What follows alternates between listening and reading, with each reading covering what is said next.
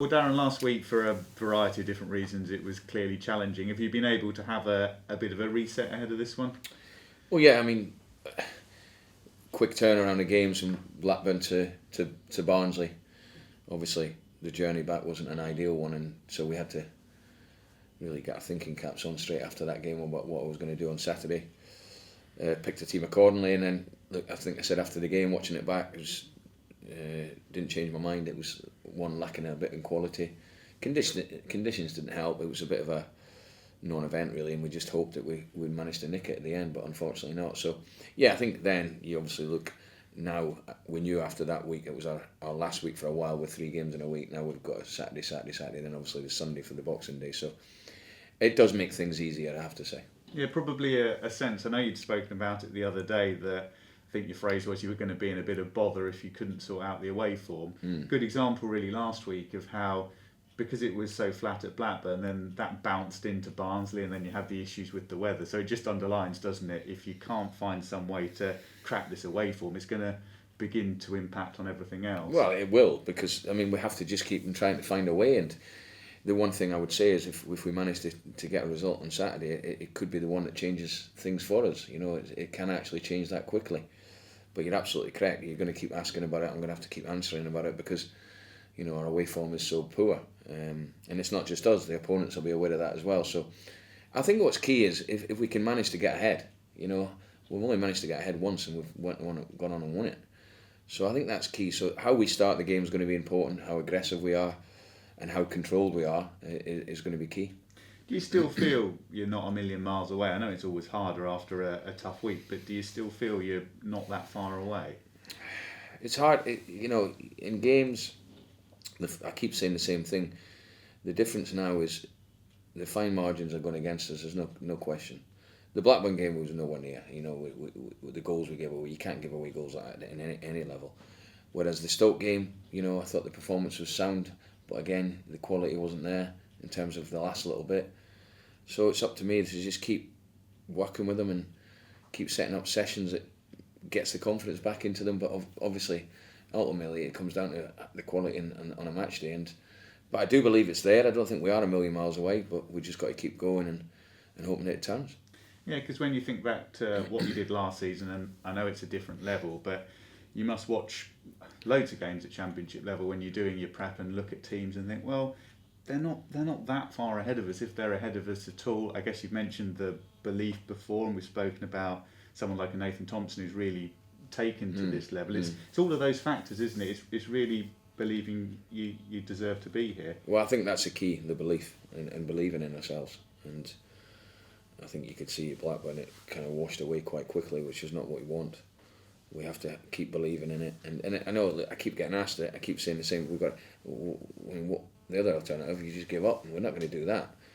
We feel that I feel at the moment, and my message to the players is we just got to hang on in there at the moment. We've just got to make sure we're going through a tough spell. We don't want to be making the gap any bigger. I've got to be honest. You know, you don't want to be cut adrift at the bottom, which I don't think will happen. I think we've just got to hang on in there at the moment until we get through to January. And with picking the team then for this weekend, if you look back to last Saturday, you had some fresh faces come in, some of the younger players, and I think you mentioned you were pleased with a number of the individual performances and what you could have reasonably expected there. On top of that, I guess with the players who've come out, you're then looking for that reaction as well. Yeah, I mean, you have to have a reaction. And to be fair, we had a chat with some of the players that didn't start on Saturday on the Monday morning. Good positive chats, because when the emotions out of the fact that they've been left out, and look, some of them were fine, you know, 1 or 2 weren't happy, but that's totally understandable. That's what I want. I don't want people just to be walking out of the room thinking, oh well, I'm out, I'm not bothered. You want to see a reaction, and Monday was a positive day in terms of me speaking to those players again, having conversations with them, because that's a big part of my job, and making sure that I keep everyone on the same path. And certainly with this group, that's quite an easy thing to do, I've got to be honest. Yeah, and of course it's just logical as well, isn't it? The players come in, but they're not going to be in the side for the rest of the season. Everybody else realises that, and it's the squad game, and of course on top of that the run of games you had. I suppose when you spoke to the players, they can't have too many complaints. No, and you know, we're all in it in terms of the players get the respect off me by me sitting down and explaining decisions to them. I've worked for managers that just pick a team and stick it up on the board and that's it. And there's nothing else done about it. So I think you get it back off the players. Listen, sometimes they don't agree with you, and absolutely sometimes I get it wrong.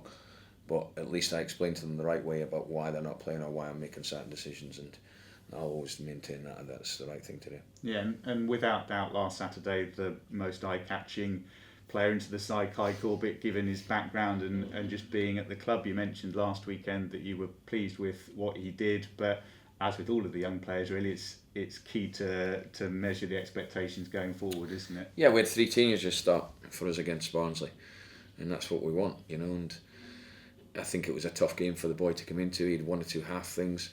He didn't let anyone down. I thought his quality was good at times, but it wasn't a game where we were free flowing and creating loads of chances. Whereas as a striker, you need the service. But he did fine, and the boy's a good player. Looking at Nottingham Forest, then probably fall into that category really of had a slow start, changed manager. They haven't lost many games of late. They've had a lot of draws, and you probably look at them and think, well, yeah, they're a good team, but they're not a million miles ahead of us. No, listen, Steve's gone in there and they had the bounce effect straight away. The first 8 games he went in, they played it with a back 3. They've changed it to a back 4. They played a back 3 against West Brom to match them up, but they've got quality in their team. They've got Johnson, who we came up against last season when he was at Lincoln, very good player. Lolly on the other side, we know well. Grabbing, they've got good players, and Steve knows the division, and I'm looking forward to the game though, because it'll be a fantastic atmosphere, great football stadium. We've sold out our tickets, we sold them out very quickly. So these are the games where perhaps you just get it right and you get the result, and it can quickly change a season, and that's what I've got to be hoping that we can do. Yeah, to go back to the point you previously made, if you can get that early goal, you got 2,000 fans there, gives them something to latch onto, changes the whole picture, doesn't it? Yeah, if you can make that happen. Yeah, I mean, I've got to be mindful of that, and I've got to make sure that the players are absolutely aware of that I keep saying the same thing, we're taking fans away, we have to give them hope. I think the Stoke game did that because of the reception they gave us after the game, but fans are the same all over the country. They just want to see their team win, and we certainly haven't been doing enough of that. Yeah, and when you talk about the confidence away from home, do you get to a point where it can actually be quite freeing now, in that it hasn't worked tremendously well away from home? So any fear that the players may have had, surely they can just put that to one side. Can it work that way? Yeah, I think it can. I think looking and preparing for a game psychologically, you're absolutely correct. You can almost say, well, we've got nothing to lose, just go and play within the shape that we play, but I've over the weekend and Monday, I went through all the games we've played in terms of formations, stats, who's played when we've won, who hasn't. That's something I need to look at, and there's certain things I took out of that. So that'll have an impact on the team we'll play on Saturday. Yeah, and with the team news, without giving too much away with the specific injuries, if there are any new ones, Ricky Jade had picked up something which has slowed him down, but otherwise looking okay. No, not really. We've had 1 or 2 other things. Joe Randall's picked up COVID, so he's out. Kwame played last night and scored twice, and he looks like he's fractured his hand, so he could be out. So we've again picked up 1 or 2 things. Yeah, with the COVID, and I guess also with Ollie Norburn last week, any viruses, illness knocking around, have you managed to largely keep it under control? Yeah, what the situation with that is because we were playing Everton. Everton requested that all players take the PCR test, which we had to do, and obviously Joel's come back positive. So it's a blow for him and it's a blow for us, because just when we got him back fit, he's now been hit with that. Yeah, and was it a case of last weekend, clearly people were talking about the opportunity that he missed, but was it a case of a bit of a arm round the shoulder and that he's only just back, he'd come in, he was making his first appearance? Do you have to kind of keep it in perspective? Yeah, I think we do. I think, the opportunity came to him, but there's no way we can blame him for us not winning. It was just the best opportunity of the game, but he'd just come on, and in a game like that, when you're chasing it, he's unfortunate. His touch takes him away from goal as opposed to taking him towards goal. But listen, the boy's a talented lad. His season's hardly started. He's hardly played because of different reasons. So I think we've got to be mindful also that, with Joel, he's come from Exeter. He's never been away from home. There's all these factors that you have to take into it. So but there's no doubt we've got a real player with potential in there. Yeah, because of course you've spoken about the individual errors, and there's always that balancing act, isn't there? And that you don't want too many of them, but equally you can't be beating yourself up, particularly with someone like him coming in, and I suppose coming in a bit cold as well. Yeah, no, listen, I spoke to the boy, and we'll continue speaking to him. Obviously, with the news about the COVID, he'll be gone for 10 days, so he won't be back with us until next Friday. So we just got to check on him. One of the lads took some food up to him. So they're a good group, so it's not an issue that. But these are all the things that as a manager you have to do. Especially at the moment, I have to try and take some of the pressure off them. Keep communicating with them either as a group or individuals, and keep their confidence up. That's my job at the moment. I've got to sort of take the heat off them a little bit, and it's important that I do that.